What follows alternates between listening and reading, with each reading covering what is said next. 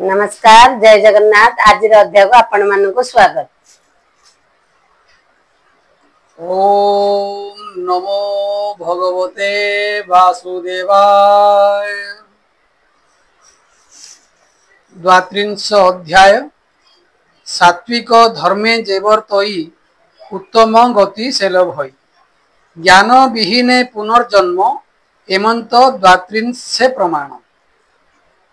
कपिल उवाच भौमात शुण सावधाने संशय तेजी शुद्ध मने प्राणी जातो ना गति जेते कहिली तुम्भर अग्रते कामीर कर्म गति जेते विधि निषेध बेनिमते जे प्राणी गृह मध्य थाई स्वधर्म नित्य आचरोई तही सुसिद्ध काम अर्थ ए आसे भ्रमु थाई नित्य पुणी से धर्म आचरोई से धर्मे काम अर्थ पाई काम रे मूढ़ मति नर कृष्ण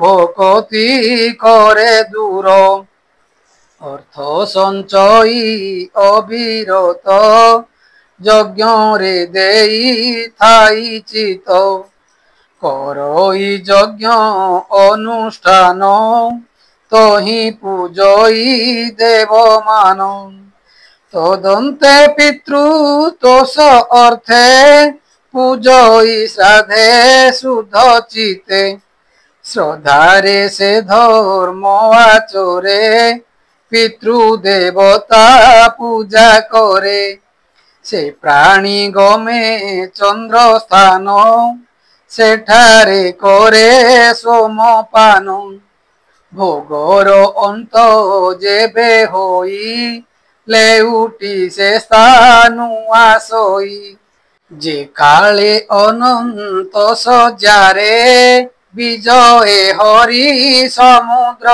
रे से जोग निद्रारे शयन सकल चेष्टा करिलीन लय हुअन्ति लोक तिनि ए मध्ये छन्ति जेते प्राणी ए सर्वे तांको देहे थांती से हरि उठिले आसंती काम्य कर्मरु एही गति केबे न जाई गता गति से प्राणी पंडित हुअन्ति से केबे धर्म न छाड़न्ति करन्ति स्वधर्म आचार संग को तेजी सर्वठार साधन्ति नाही अर्थ काम देखन्ति सर्व माया भ्रम कर्मादि कृष्णे समर्पन्ति से वेद विधि न छाड़न्ति हुअन्ति शांत धर्मे रत निज धर्म रे श्रद्धा चित निवृत्ति धर्म परायण हुअन्ति अहंकारहीन मायारु स्नेह दूर करी कृष्ण भजने प्रिय भरी ए धर्म सत्वे गुणमये विशुद्ध चित्त तहु होए एमंत जेवा प्राणी गण तांको प्रयाण मात शुण से माने सूर्य द्वारे जांती परम पुरुष लभंती पर अपर ईश जेहि ए विश्व प्रकृति सेहि से विश्व मुख नारायण जे करे सर्जन पालन एमंत जेहु भगवान तांकु लभंती भक्ति जन जे इच्छे मुक्ति लभिबाकु भज हिरण्य गर्भकु से मुक्ति क्रम शुण माए कहिबा तुम्भंकु थकाए ब्रह्मार बेनी परार्धान्ते प्रलय हुअन्ति समस्ते तावत काल ब्रह्मा लोके हिरण्य गर्भर साधके सुखेण विहार करन्ति ब्रह्मार संगे लय जान्ति भू आदि पंच महाभूत ए दश इंद्रिय सहित पंच विषय अहंकारे ए सर्व ब्रह्मांड आकारे एमाने रहन्ति प्रधाने परार्ध काल अवसाने से स्थाने जेते जोगी थान्ति ब्रह्मांको शरीरे पशन्ति आयुष शेषे प्रजापति परम आत्मारे मिलन्ति जेणु तांको अभिमान देहरे नहे अवसान तेणु साक्षाते मुक्ति नहे ब्रह्मा संगते होती लये जे माने हरिर भक्त हरि भजन्ति अविरत से सर्व हरि कि लभन्ति देहादि भाव न जानन्ति एणु भोमातो हरि भज भोग वासना सर्वतेज ए सर्वभूत हृदरे जे हरि छन्ति सर्वठारे ताहांको महिमा सुमरी मन को जोगे दृढ़ करी ताहांकु भजिले तरिब ए देह पुणी न होइब जे आद्य चराचरंकर जाहांकु बोली वेदवर कुमार आदि सिद्ध जेते जोग करन्ति अविरते निसंग कर्म ही करन्ति तथापि भेद न छाड़न्ति करन्ति कर्ता अभिमान एणु न पान्ति शुद्ध ज्ञान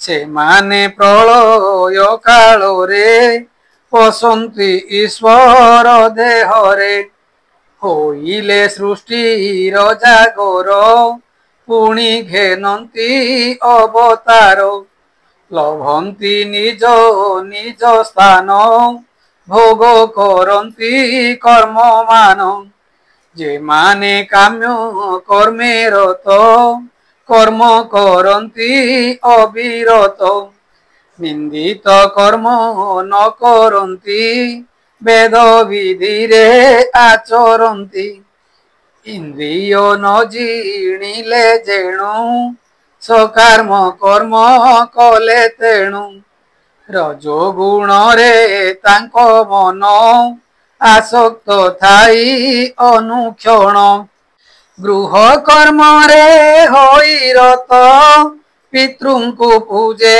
अविरत विमुख श्रीकृष्ण कथारे रहन्ति गृहादि व्यापारे छाड़ी अमृत कृष्ण कथा नित्य शुणन्ति ग्राम्य गाथा तांकु विधाता बाम हेला भी अर्थे तांको जन्म गला जे सने विष्ठा भोजी माने विष्ठा भक्षन्ति हत ज्ञाने ए मूढ़ लोके सेही रूपे पड़ी जंत्रित भवकूपे से पूर्ण कर्म भोग अन्ते चलन्ति शुण जेउ पथे सूर्यंक दक्षिण मार्गरे बसन्ति से पितृलोकरे से भोग अन्ते गोजननी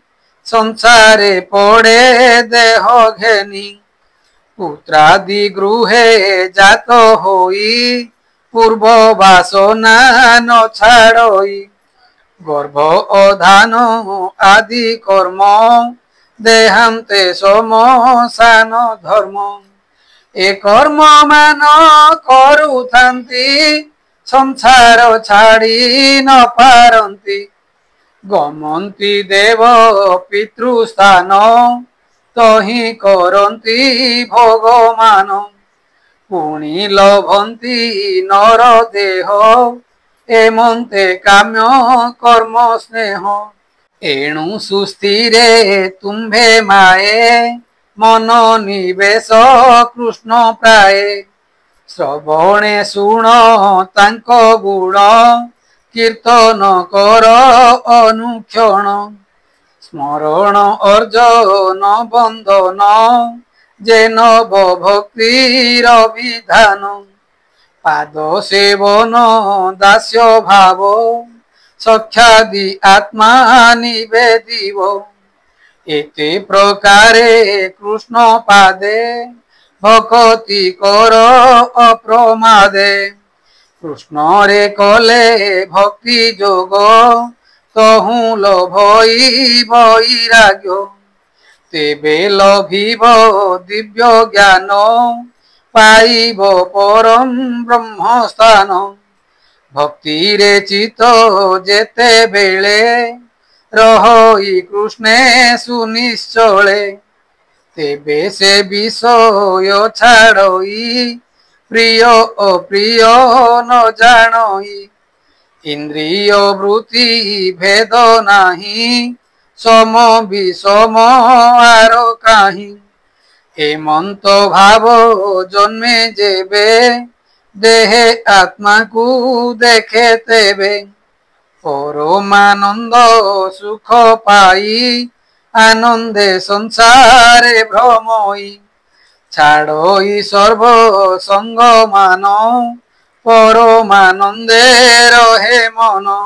ସେ ବ୍ରହ୍ମ ପରମ ପୁମାନ ରୂପ ବିହୀନ ଦିବ୍ୟ ଜ୍ଞାନ।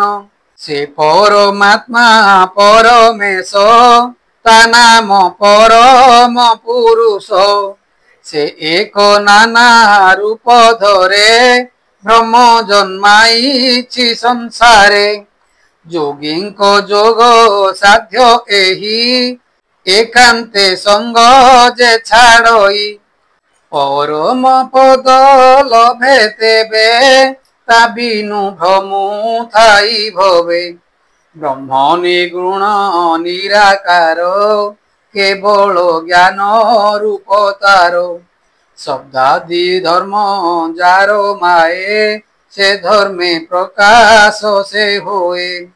ଆଭାସ ଦିଶଇ ଭ୍ରାନ୍ତିରେ ଏ ବାହ୍ୟ ଇନ୍ଦ୍ରିୟଙ୍କ ଦ୍ବାରେ। ପ୍ରତ୍ୟକ୍ଷ ଦେଖୁ ଯେତେ କିଛି ଏକା ସେ ସବୁ ହୋଇଅଛି। କହିବା ସେ ହେତୁ ପ୍ରକାର ଯେ ରୂପେ ବ୍ରହ୍ମାଣ୍ଡ ସଂସାର। ପ୍ରଥମେ ମହତ ହୋଇଲା ତହୁଁ ସେ ଅହଙ୍କାର ହେଲା। ତ୍ରିବିଧ ହୋଏ ଅହଙ୍କାର ଏ ପଞ୍ଚଭୂତ ରୂପ ତାର। ମନ ଇନ୍ଦ୍ରିୟ ଏକାଦଶ ଏଥୁ ବ୍ରହ୍ମାଣ୍ଡ ପରକାଶ। ଜୀବ ରୂପରେ ସେହି ତହିଁ ସ୍ୱରୂପ ତାହାରଟିଏହି। ଯେବେ କରଇ ଯୋଗାଭ୍ୟାସ ଶ୍ରଦ୍ଧାରେ ଭଜଇ ବିଶେଷ। ବୈରାଗ୍ୟ ସଙ୍ଗ ତ୍ୟାଗ କରେ ମନ ନିବେଶି କୃଷ୍ଣ ଠାରେ। ତେବେ ସେ ପ୍ରପଞ୍ଚଲେ ଛଇ ପରମ ଆତ୍ମାକୁ ଚିହ୍ନଇ। ଭୂମାତା ସାବଧାନେ ଘେନ ତୁମ୍ଭଙ୍କୁ କହି ଦେଲୁ ଜ୍ଞାନ। ଏ ଜ୍ଞାନେ ବ୍ରହ୍ମ ଦର୍ଶନ ଏହା ବୁଝଇ ଯେଉଁ ଜନ। ପ୍ରକୃତି ପୁରୁଷଙ୍କ ତତ୍ତ୍ୱ ସେ ପ୍ରାଣୀ ଦେଖଇ ବ୍ୟକତ। ଜ୍ଞାନ ଯୋଗରେ ତାଙ୍କୁ ପାଇ ଭକ୍ତି ଯୋଗରେ ଲଭ୍ୟ ସେହି। କେବଳ ମାର୍ଗ ମାତ୍ର ଭେଦ ନ ବୁଝି ପାଏ ବହୁ ଖେଦ।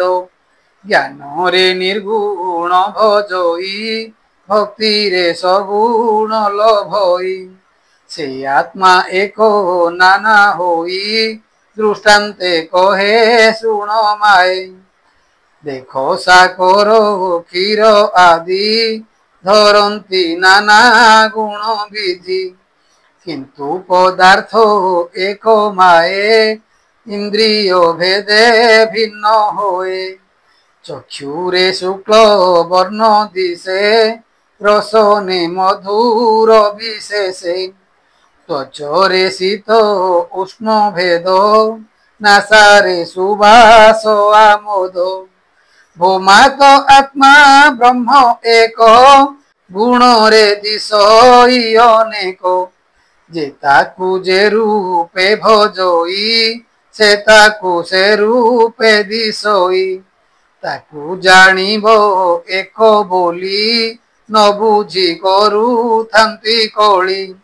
शास्त्र मार्ग रे नाना कहे से नाना नहे एक होए शुण जननी शास्त्र भेद जेणे छाड़िब सर्वखेद जे क्रिया पूर्त आदि करी जे जहा करंती आदरी तहु जे होए भगवान से सबु रूप भगवान जाग कर्म रे प्राप्य से ही दान रे अन्य नाही केही केहू करंती तपमान से सबु तहु नहे आन सेहिटी वेद अध्ययने मीमांसा शास्त्र ताहा भणे निषिद्ध कर्म त्याग जेहि से धर्म जानी बटी सेहि सन्यास काहारिबा धर्म जहि छाड़ती काम्य कर्म विविध अंग जोग सेहि भक्ति जोग रे प्राप्य सेहि ज्ञान जोग ही ताकू कही से एक वस्तु सर्वमयी सकाम निष्काम जे धर्म सगुण रूप सबु ब्रह्म आत्म तत्व रे गम्य एहि वैराग्य धर्मे ताकू पाई एमंते नाना शास्त्र मते जे प्राणी भजई जे मन्ते सगुण निर्गुण टी सेहि ता बिनु अन्य नाही केहि ए भक्ति जोग चारि मत स्वरूप करिलु व्यकत से काल अंतरे धावई सृजन आदि जे करई कहिलु स्वरूप ताहार भोमा तो कर तु विचार गति ए जीव मानकर अविद्या कर्म रे प्रचुर ए आत्मा तो ही पशि थाई आपना गति न बुझई एमंते जीव गता गति कहिलु छाड़ मनु भ्रांति ए जोग न करी प्रकाश कहिले धर्म जाए नाश केबे हे खळे न कहिब विनय जे प्राणी नहिब न कहि दुर्जन अग्रते अपरे धर्म ध्वजी जेते दाम्भिक अग्रते न कहि प्रलोभी प्राणी अटे जेहि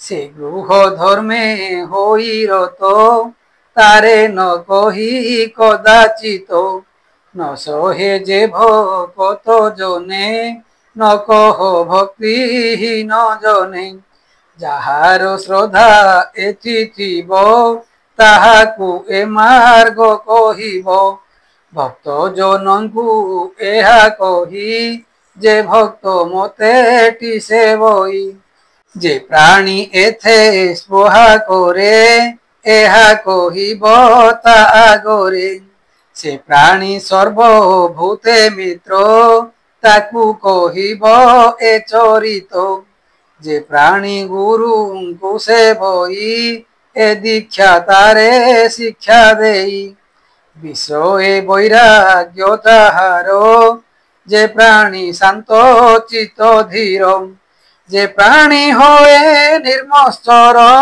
सुचि पवित्र निरंतर प्रिय मानक अति प्रिय करई मोर ठारे स्नेह एमंत प्राणी की कहिब अधर्मी ठारे लुचाइब श्रद्धारे जे हा शुणंती अथवा आदरे भणंती मोहर पद विषे पाए सत्य कहिलु एहा माए तृतीय स्कंदे भागवत कपिल मुनि जोगमत मातांकु देले ज्ञान बाणी सृजने तर एहा शुणी कर्म विपाक प्राणींकर द्वात्रिंश अध्याय संहार श्रवण कर साधु जने ब्राह्मण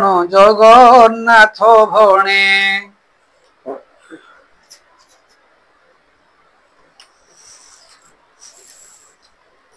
इति श्रीमद्भागवते महापुराणे परमहास्यं संहितायां तृतीय स्कंदे कपिलो कर्म विपाको नाम द्वात्रिंशोऽध्यायो।